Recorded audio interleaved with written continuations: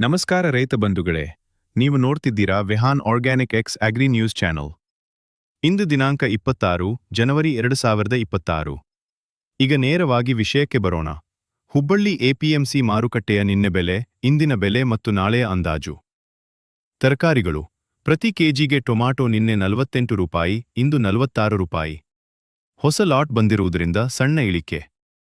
ನಾಳೆ ಅಂದಾಜು 44ರಿಂದ 46 ರೂಪಾಯಿವರೆಗೆ ಸರಬರಾಜು.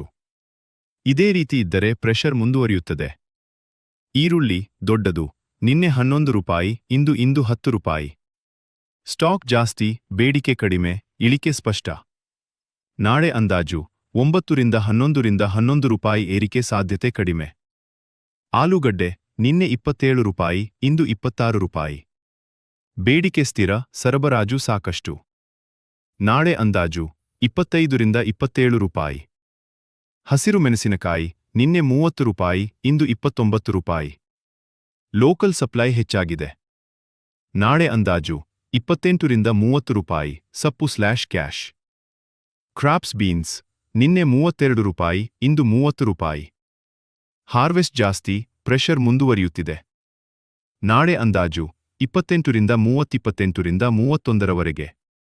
ರೂಪಾಯಿ ಕ್ಯಾಪ್ಸಿಕಮ್ ನಿನ್ನೆ 50, ಇಂದು 50, ಪೂರ್ಣ ಸ್ಥಿರ. ನಾಳೆ ಸ್ಥಿರ ದರ್. ದವಸ ಧಾನ್ಯಗಳು: ಪ್ರತಿ ಕ್ವಿಂಟಲ್ ಮೆಕ್ಕೆಜೋಳ ನಿನ್ನೆ 1900